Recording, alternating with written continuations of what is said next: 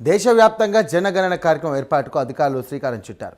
మే 1వ తేదీ నుండి ఈ కార్యక్రమాన్ని జరగనుండగా ఇప్పటికే అధికారులు సిబ్బందికి శిక్షణా తరగతులు కూడా ఏర్పాటు చేశారు. ఈ శిక్షణా తరగతుల్లో పాటించాల్సినటువంటి సూచనలతో అలాగే అధికారులు సిబ్బందికి కూడా క్లుప్తంగా తెలియజేస్తున్నారు. ఇవాల్టి నుండి స్వీయ గణన ప్రారంభం కానుందని, ఎమ్మెల్యేలు ఎంపీలతో ఈ కార్యక్రమం ప్రారంభం అవుతుందని కూడా అధికారులు తెలియజేశారు. ఇక ప్రతి ఒక్క పౌరుడు ఈ కార్యక్రమం విజయవంతంలో భాగంగా తమ వంతు కృషి చేయాలని, అప్పుడే అధికారులు ఒక అంచనాకు రాగలరని అంటున్నటువంటి సత్యసాయి జిల్లా కొత్త చెరువు ఎంఆర్ఓ బాలాంజనేయులతో Anantapuram correspondent Vijay Kumar face to face. దేశవ్యాప్తంగా జనగణన కార్యక్రమం ప్రారంభమైంది. ముఖ్యంగా చూసుకుంటే మన ఆంధ్రప్రదేశ్లో సత్యసాయి జిల్లాలో ఇప్పటికే అధికారులు పూర్తి వీటిపైన ఏర్పాట్లు అయితే చేశారు. సత్యసాయి జిల్లాలోని కొచ్చెరు మండల కేంద్రంలో ప్రభుత్వ జూనియర్ కళాశాలలో ఇక్కడ కొచ్చెరు మండల తహసీల్దార్ బాలాంజనేయులు గారి ఆధ్వర్యంలో ఇప్పటికే ఇక్కడ శిక్షణా తరగతులు అయితే ప్రారంభంగానే 1వ తారీఖు నుంచి జరిగే ఈ కార్యక్రమాన్ని పట్ల ఒకసారి తహసీల్దార్ గారు ఉన్నారు, వారి మాటలను అడిగి తెలుసుకునే ప్రయత్నం చేద్దాం. సార్ చెప్పండి, ఇప్పుడు 1వ తారీఖు నుంచి జనగణన ప్రారంభమవుతుంది. ఇప్పటికే మీరు ట్రైనింగ్ క్లాసులు కూడా మొదలుపెట్టారు. అంటే ఎలా జరగబోతుంది, ఏ కార్యక్రమాలు అంటే జనగణనలో చేపట్టబోతున్నారు? ఈ జనగణన 2027లో భాగంగా మనము మొట్టమొదటిగా 2 దశలలో ఇది జనగణన అనేది జరగడం జరుగుతుంది. అందులో మొదటి దశలో ఏం జరుగుతుందంటే మే 1వ తారీఖు నుంచి ఇండ్ల యొక్క జాబితా, ఇండ్ల యొక్క గణన అనేది నిర్వహించడం జరుగుతుంది. రెండవ దశ అనేది మార్చ్ 2027లో జనాభా యొక్క గణన అనేది జరుగుతుంది. అందులో భాగంగానే సచివాలయ సిబ్బందికి మాస్టర్ ట్రైనర్లతో ఇప్పుడు ట్రైనింగ్ ఇవ్వడం కూడా జరుగుతున్నది. అదేవిధంగా ఈ జనగణన 2027లో తెచ్చిన అతిపెద్ద మార్పు ఏంటంటే డిజిటలైజేషన్ పద్ధతిలో ఫస్ట్ సెల్ఫ్ ఎన్యూమరేషన్ అనేది చేయడం జరుగుతుంది. ఈ సెల్ఫ్ ఎన్యూమరేషన్ అనేది కూడా ఈ రోజు నుంచి స్టార్ట్ అవుతుంది. ఈ యొక్క ఏప్రిల్ 16 నుంచి 30వ తారీఖు వరకు ప్రతిరోజు ఎవరెవరు ఈ సెల్ఫ్ ఎన్యూమరేషన్ జరగాల అనేది కూడా క్లియర్గా సెన్సస్ పై అధికారుల నుంచి క్లియర్గా ఆదేశాలు రావడం జరుగుతుంది. అందులో భాగంగానే ఈరోజు ఎంపీలు తర్వాత ఎమ్మెల్యేలతో ఈ యొక్క గణన అనేది స్టార్ట్ అవ్వడం జరుగుతుంది.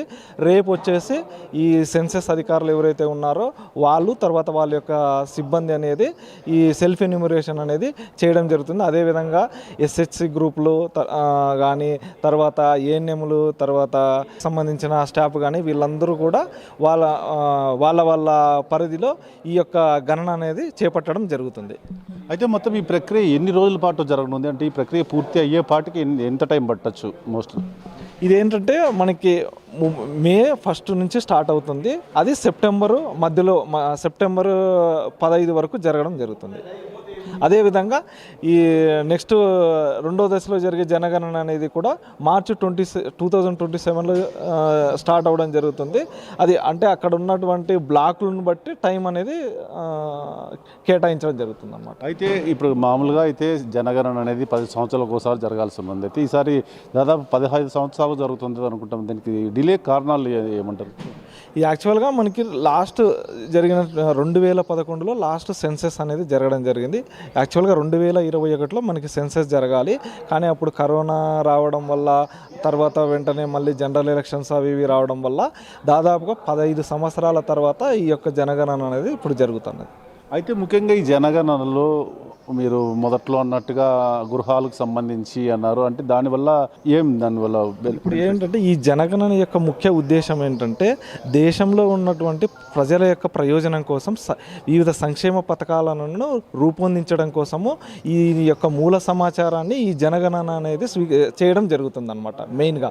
అదేవిధంగా దీని ద్వారా ఏంటంటే ఈ జనగణన ద్వారానే మనకి ఏదైనా అసెంబ్లీ కానీ లేదంటే పార్లమెంట్ యొక్క నియోజకవర్గాల సంఖ్య పెంపు కానీ తర్వాత అదేవిధంగా ఈ పంచాయతీరాజు తర్వాత స్థానిక సంస్థల యొక్క సరిహద్దులు నిర్వహించడం కూడా దీని ద్వారా తెలుస్తుంది. అదేవిధంగా ఎంత శాతం మనకి అక్షరాస్యత ఉంది, వాళ్ళ నిరుద్యోగత ఎలా ఉంది, ఇవన్నీ మనము వీటిని ఒక అంచనాకి అంటే ఒక అధ్యయనం చేయడానికి ఇది చాలా రకంగా ఉపయోగపడుతుంది. అయితే చివరిగా ఇప్పుడు జనగణన ఉంది, దీంట్లో ప్రజలు ఎటువంటి పాత్ర పోషించాలి ఇది పూర్తి సక్సెస్ కావాలంటే?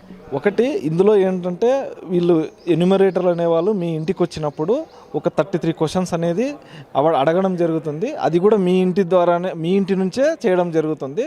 సో మీరు ఏంటంటే ఆ సచివాలయ సిబ్బందికి అంటే సహకరించి ఏదైతే డేటా ఉందో దాన్ని మీరు క్లియర్గా ఉన్నట్టుగా చెప్తే సరిపోతుంది. అంతే.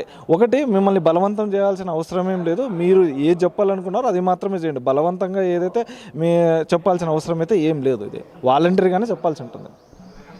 అయితే జనగణన కార్యక్రమం దాదాపు 6 నెలల పాటు అయితే ఈ ప్రక్రియ అయితే పూర్తిగా జరగనుంది. అయితే 1వ తారీఖు నుంచి మే 1 నుంచి పూర్తి స్థాయిలో ఫీల్డ్ మీదకి అయితే ఇక్కడ ఉన్న ఎవరైతే ట్రైనింగ్ తీసుకుంటున్నారో వారు ఫీల్డ్ మీదకి వెళ్ళి పూర్తి రిపోర్ట్ అయితే తీసుకోవడం జరుగుతుంటున్నారు. అలాగే ప్రజలు కూడా వీటికి పూర్తిగా కోఆపరేట్, అంటే ఏదైతే నిజాలు తెలియజేస్తేనే అధికారులకు కానీ పూర్తి మన డెవలప్మెంట్కి కానీ పూర్తిగా సహాయం చేసినట్లుంటారు. ప్రతి ఒక్కరూ ఈ కార్యక్రమంలో ఖచ్చితంగా తమ పాత్ర పోషించి విజయవంతం చేయాలని అయితే కోరుతున్నారు. కెమెరామెన్ శర్మతో విజయ్, ప్రైమ్ 9 న్యూస్, అనంతపురం.